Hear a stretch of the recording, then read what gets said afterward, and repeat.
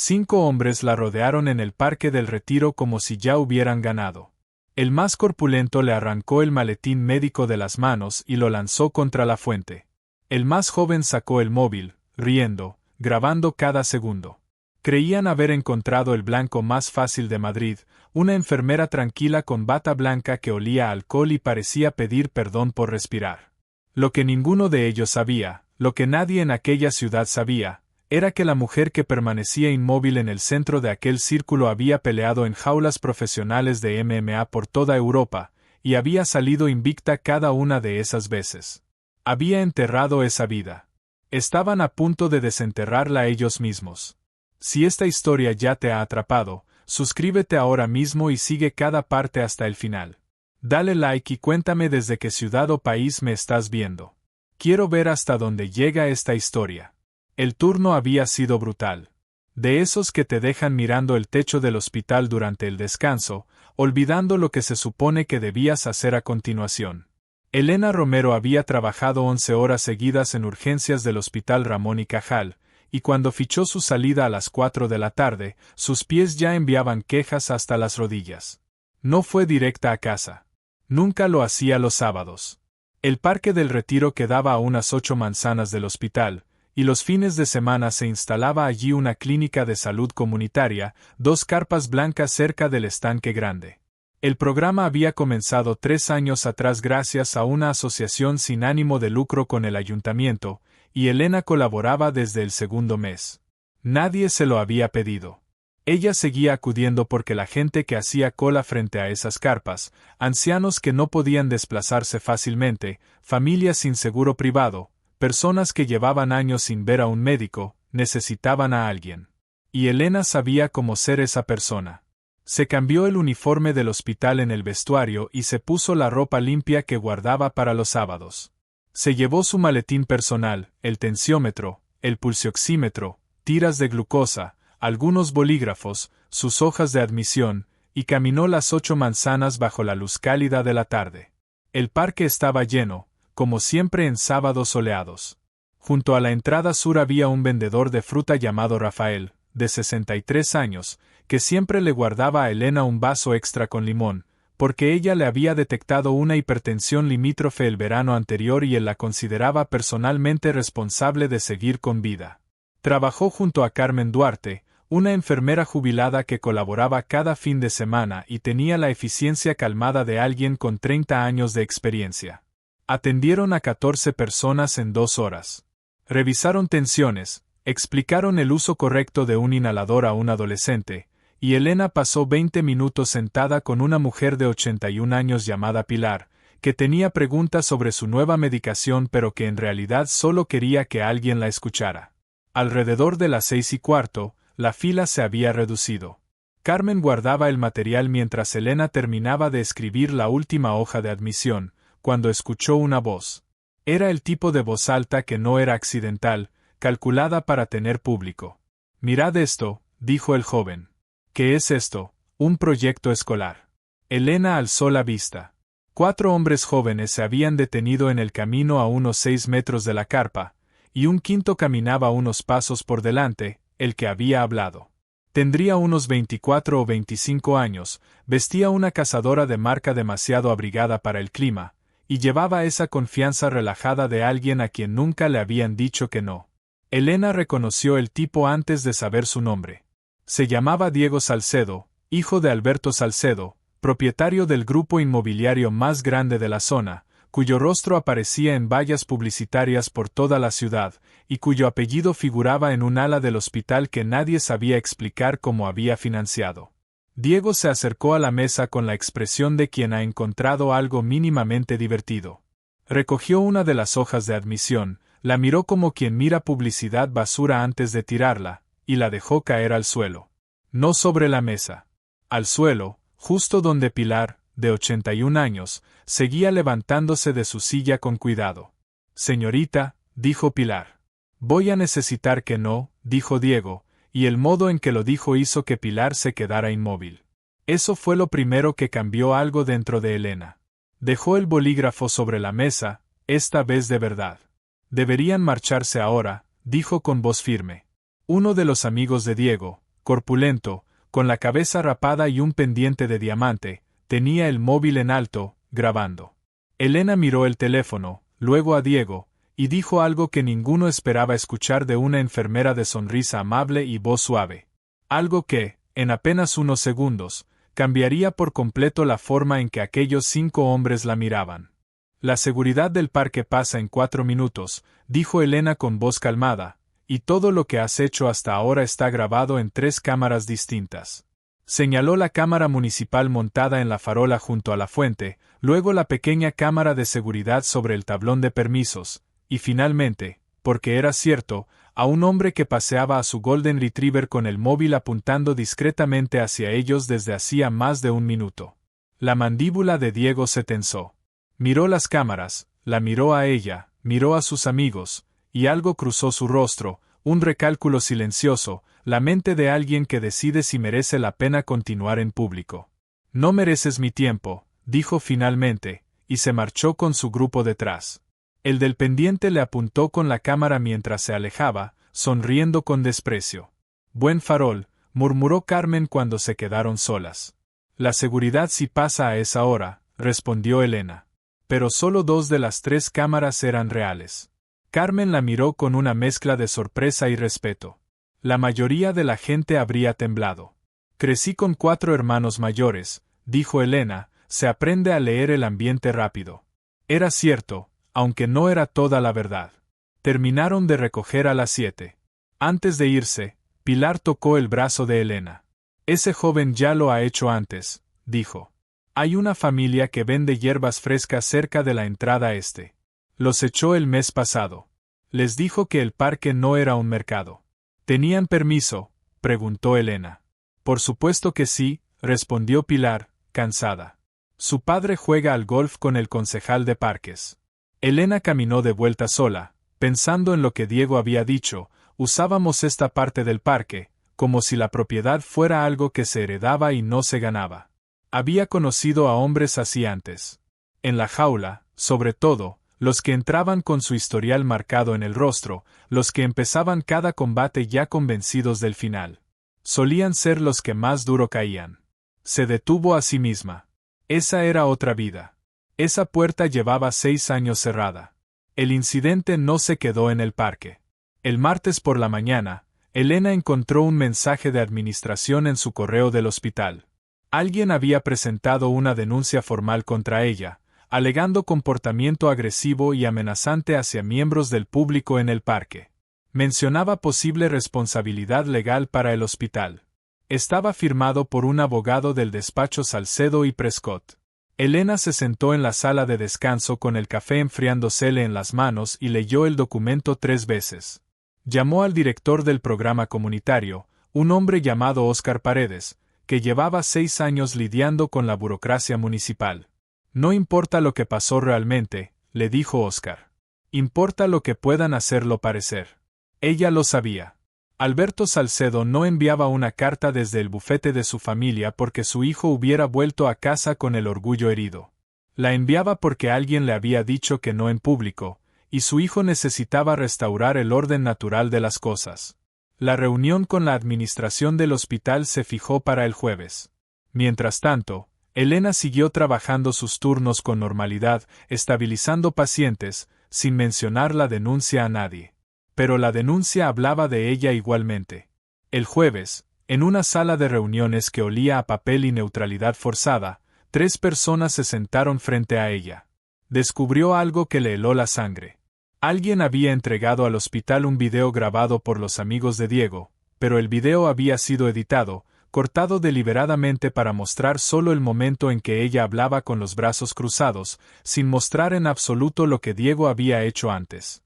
No estamos diciendo que la denuncia esté probada, dijo la coordinadora de relaciones con pacientes, pero tenemos la obligación de tomarla en serio. ¿Qué significa eso en la práctica?, preguntó Elena. Significa que nos gustaría que sea parte del programa de voluntariado mientras completamos la revisión, respondió el director de programas comunitarios.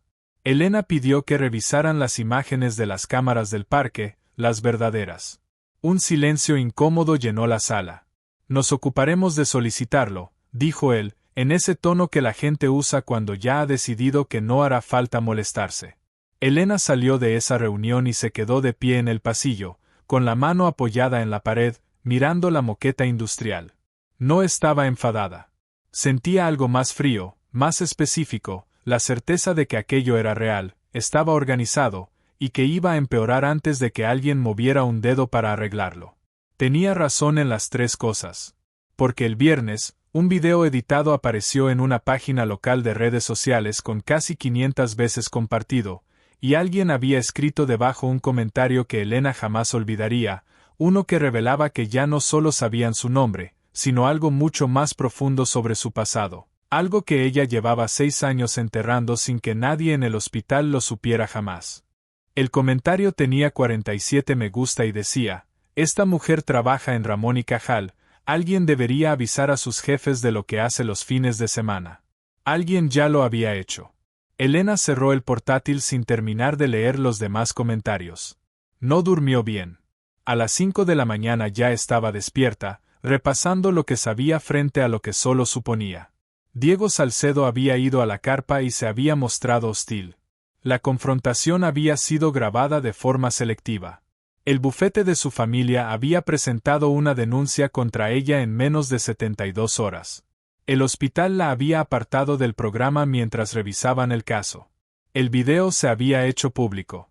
Y esa misma tarde, Carmen le había escrito un mensaje que Elena aún no podía quitarse de la cabeza: la familia que vendía hierba cerca de la entrada este, la que Diego ya había echado antes, había vuelto al parque ese sábado, y Diego se había acercado de nuevo, esta vez a la hija de 16 años, sola, mientras su padre buscaba cambio para un cliente. La chica se llamaba Valeria. Cuando Elena llegó al parque esa tarde, después de terminar su turno, la encontró sentada en un banco, con la mirada fija en el suelo, y su padre guardando el puesto con las manos temblando ligeramente. Elena se sentó junto a ella y le preguntó con calma qué había pasado. Valeria levantó la vista con la expresión de alguien a quien una figura de autoridad le había dicho que lo ocurrido no era suficientemente grave como para importar, y que ahora dudaba si creérselo. Vino cuando mi padre estaba distraído, dijo Valeria. No gritaba, hablaba bajito, eso lo hacía peor. Dijo que este parque era suyo, que la gente como nosotros montaba aquí porque no teníamos otro sitio a donde ir, y que se iba a asegurar de que dejáramos de venir. Hizo una pausa. Dijo que si mi padre montaba un problema por esto, sería el último puesto que pusiera en toda la ciudad. Elena se quedó completamente quieta escuchando aquello. Algo en su pecho se movió, no exactamente ira, algo que llevaba mucho tiempo dormido. Se despidió de Valeria y de su padre, les dejó su número, y caminó de vuelta hacia la fuente central del parque. Se sentó en el mismo banco donde Diego y sus amigos se habían burlado de ella días antes. Sacó el móvil y buscó un contacto que no llamaba desde hacía más de 3 años. El nombre estaba guardado bajo una sola letra, K, entrenadora Karina Ibáñez, quien la había entrenado durante 6 años de competición profesional, quien la había visto en su peor momento, en su punto más agotado, en el instante exacto en que Elena estuvo convencida de que no podría continuar, y quien tenía un gimnasio al este de Madrid que Elena jamás había vuelto a visitar desde que colgó los guantes. No llamó, todavía no. Pero tampoco guardó el teléfono.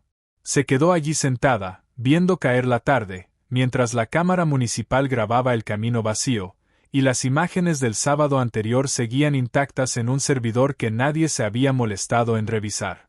Imágenes que mostraban todo lo que Diego Salcedo necesitaba que nadie viera jamás.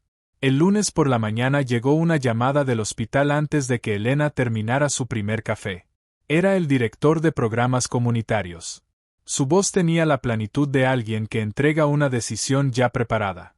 Tras revisar nueva información que ha llegado a nuestro conocimiento, dijo, la administración ha decidido reasignarla temporalmente a funciones administrativas mientras dure la revisión. ¿Qué información?, preguntó Elena, con la voz completamente firme. No estoy en posición de discutir los detalles específicos, respondió él. Llevo 6 años en este hospital con expediente impecable, dijo Elena. Nunca he tenido una sola queja de un paciente. Exactamente qué información nueva ha llegado. Un silencio largo.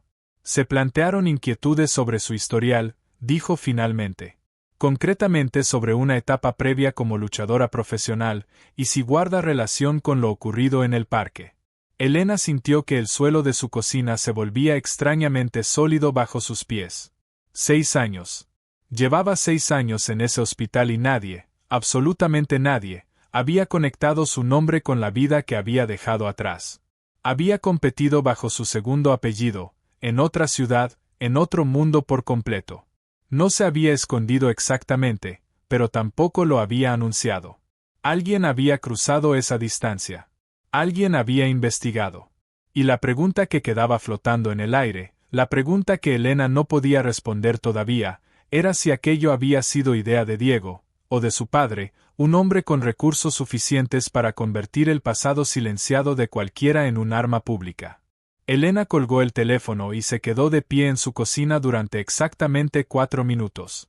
Contó, porque eso era algo que Karina le había enseñado años atrás. Cuando todo se mueve demasiado rápido, te quedas quieta un tiempo definido, y después avanzas. Al minuto 5, llamó a la línea de asesoría legal del Colegio de Enfermería, algo que jamás había necesitado en 6 años de aportaciones. Una mujer llamada Trini le hizo preguntas precisas y le dijo que existían asuntos potencialmente procesables en torno a su reasignación, y que alguien la contactaría ese mismo día. Fue algo. Esa tarde, mientras trabajaba en tareas administrativas en la 4ª planta, Oscar la llamó con una noticia que le heló la respiración. Una mujer que dirigía una asesoría legal comunitaria había visto la publicación viral y reconocido el nombre de Diego Salcedo. Existían 2 denuncias previas por acoso en espacios públicos contra él, ambas retiradas misteriosamente. Estaba dispuesta a aportar documentación. Un patrón, dijo Elena en voz baja. Exactamente, respondió Oscar, y si esto llega a instancias formales, eso lo cambia todo. Esa misma noche, caminando hacia su coche en el aparcamiento del hospital, el teléfono de Elena sonó con un número desconocido. Una voz joven, temblorosa, preguntó, ¿es usted la enfermera del parque? Me llamo Marcos, dijo. Estaba allí con Diego el sábado. Fui yo quien grababa. Elena se detuvo en seco. Tengo el video original, dijo Marcos, sin editar. Diego me quitó el móvil después y lo cortó antes de que pudiera decir nada. Yo no subí eso. Su voz se quebró levemente. Tengo una copia guardada desde antes de que él tocara mi teléfono. No es gracioso lo que hizo. Nunca lo fue. Elena le pidió que conservara esa grabación exactamente como estaba, sin tocarla, sin borrarla. Marcos aceptó, y añadió algo que Elena no esperaba. Vi lo de la chica del puesto de hierbas, dijo. Y no puedo seguir callado. Le pasó el número de Oscar y le pidió que llamara esa misma noche. Colgó, y se quedó de pie en el aparcamiento vacío, sintiendo por primera vez en días que el terreno bajo sus pies dejaba de ser tan inestable. Pero la calma duró poco. Al día siguiente, un canal de televisión local emitió un reportaje de 4 minutos con una entrevista a Alberto Salcedo, el padre de Diego, hablando con voz medida sobre un patrón preocupante de agresividad en los espacios públicos de la ciudad, mencionando, sin nombrarla directamente, a una empleada del hospital con un historial de violencia profesional documentado. Lo decía con suavidad. Eso era lo peor. Lo decía como un padre preocupado por la seguridad ciudadana. Esa misma tarde, una abogada de la Asociación de Enfermería llamada Nadia Ferrán se presentó en la oficina administrativa pidiendo 45 minutos con Elena. Cuéntamelo todo, dijo Nadia, en orden, sin resumir nada. Elena habló durante casi 1 hora, desde el sábado en el parque hasta la llamada de Marcos. Cuando terminó, Nadia dijo algo que cambió el tono de toda la conversación. La reasignación es lo más procesable ahora mismo, apartarla de la atención directa sin motivo clínico documentado, mientras se basan en una denuncia sin verificar y en información sobre su vida privada que no guarda relación con su conducta profesional. Eso es un problema serio para ellos y deciden defenderlo. Esa noche, mientras Elena documentaba cada mensaje y cada fecha en una nota de su teléfono, recibió un mensaje de un número desconocido, sin nombre, sin firma. Solo 6 palabras. Aléjate del parque. Última advertencia. Se quedó mirando la pantalla durante un largo rato. Después hizo una captura, se la reenvió a Nadia y a Oscar, y abrió una nueva nota para empezar a documentar cada contacto, cada incidente, cada hora exacta desde el principio. Tenía la certeza, mientras apagaba la luz esa noche, de que al día siguiente todo empeoraría. Y no se equivocaba, porque lo que ocurriría después no solo pondría en peligro su empleo, sino que revelaría hasta dónde estaba dispuesta a llegar Elena Romero cuando alguien amenazaba a quienes no podían protegerse solos. El sábado siguiente, Carmen llamó a Elena antes de las 7 de la mañana con la voz rota. Destrozaron el puesto, dijo. El de la familia de Valeria.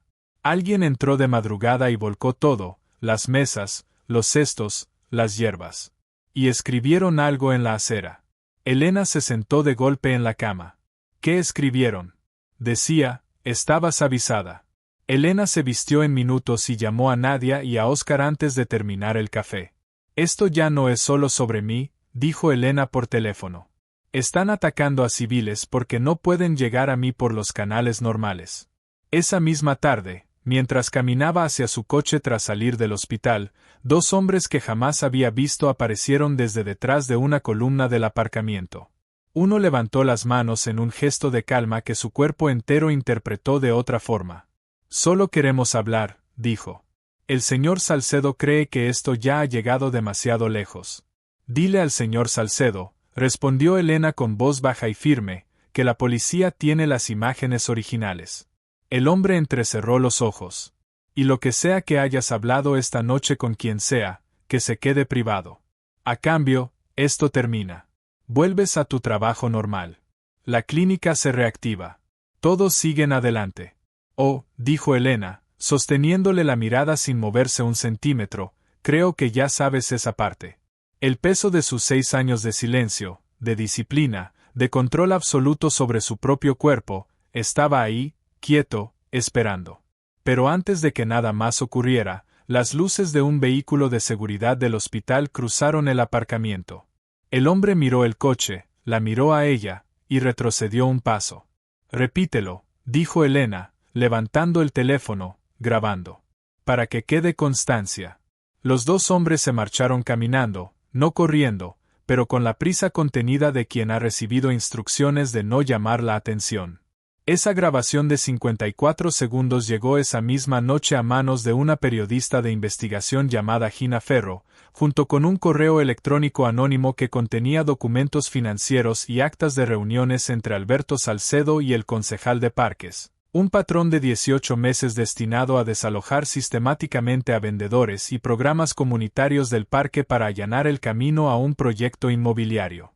Al día siguiente, una teniente de policía llamada Carla Soto contactó directamente con Elena. Llevamos 14 meses siguiendo un patrón de intimidación en espacios públicos en 3 ciudades distintas, le dijo. Su caso podría ser el que finalmente lo mueva todo. Esa misma madrugada, Diego Salcedo fue detenido por vandalismo, amenazas y conspiración para acosar. Marcos había entregado el video original a la policía, y otro amigo del grupo se presentó voluntariamente para declarar. El reportaje de Gina Ferro salió ese sábado, revelando toda la trama, la clínica, la familia de las hierbas, los correos entre Salcedo y el concejal. El hospital, presionado por la evidencia y por la vergüenza pública, reincorporó a Elena de inmediato con una disculpa formal por escrito. Semanas después, una mujer llamada Patricia Salcedo, cuñada de Alberto, se puso en contacto con Nadia. Había sido la contable interna del grupo inmobiliario durante años, y había sido ella quien envió los documentos de forma anónima, tras 18 meses guardando pruebas sin saber qué hacer con ellas. Necesitaba saber qué tipo de persona era Elena antes de arriesgarse, dijo Nadia. Vio el reportaje 2 veces antes de decidir enviarlo todo. Concluyó que Elena era el tipo de persona que no se aparta cuando alguien le dice que se mueva. Meses más tarde, Alberto Salcedo fue condenado por fraude, soborno y obstrucción a la justicia. Diego recibió una condena con orden de alejamiento permanente del parque. Y Elena, la misma sábado por la mañana, volvió a montar su carpa junto a Carmen, junto a Rafael y sus vasos de fruta con limón extra, junto a Valeria, que ahora ayudaba a ampliar el puesto familiar con flores secas. Se sentó en el mismo banco junto a la fuente donde casi había llamado a Karina aquella noche, y por primera vez en meses, sintió que el peso en su pecho no era ira ni miedo, sino algo parecido a la paz. Porque al final, lo que la había hecho invencible nunca fue lo que hacía en la jaula. Fue lo que hacía cada sábado, en silencio, por gente que nadie más miraba. Y eso, nadie se lo pudo quitar jamás.